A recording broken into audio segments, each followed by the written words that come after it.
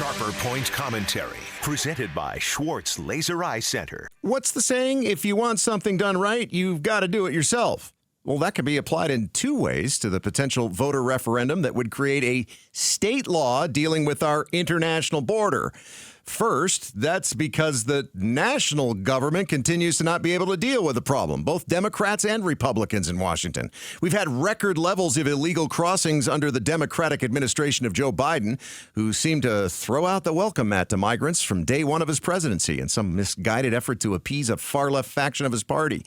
And the Republicans, after getting almost everything border-related that they demanded in a national security bill, scuttled it because Donald Trump didn't want to lose it as a campaign issue or something. So Arizona is trying to get something done right by doing it ourselves. And if House Concurrent Resolution 2060 ends up on your November ballot, you'll be able to do it yourself, as in acting as a lawmaker by voting a law into existence. It's not perfect, but to allow things to continue the way they've been going is the definition of crazy, doing the same thing over and over and expecting a different outcome.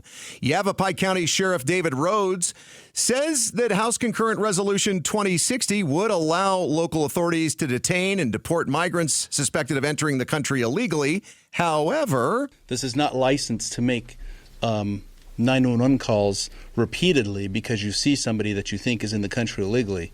There has to be probable cause that they entered not at an official port of entry. But State Senator Flavio Bravo only sees this as a way to scoop up migrants who've come here for a better life. Will empower local and state police to stop and detain law-abiding immigrants going to work, attending temple and church, or dreamers simply going to school. An unsecured border isn't safe for migrants. They're forced in many cases to put themselves and their families in the hands of human smugglers who have no regard for human life. And if they do get across the border, many people trying to find a safer and more financially secure future in America are robbed of any future because they die in the desert heat of southern Arizona. Such a huge tragedy every year that refrigerated semi-trailers end up parked outside the Pima County Medical Examiner's office so they can store the bodies of migrants who not only didn't get a chance to live the American dream, they lived a short American nightmare before dying.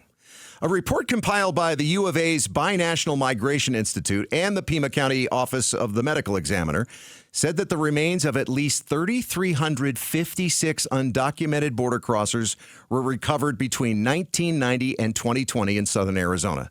The National Institutes of Health say that skeletonized bodies increased from 19% between 2001 and 2004 to 49% between 2017 and 2020. Migrants are dying in the desert. Anything we can do to stop them from doing this to themselves, I think, is the right thing to do. And this measure also makes it a crime to forge documents to obtain state benefits, and it increases the penalty for those caught dealing fentanyl. Because wouldn't the worst of all be you get across the border, you get to live the American dream, and that ends up with one of your kids dying from fentanyl? Thanks for watching Sharper Point. Click to see more from Arizona's Morning News and tap the button in the middle to subscribe.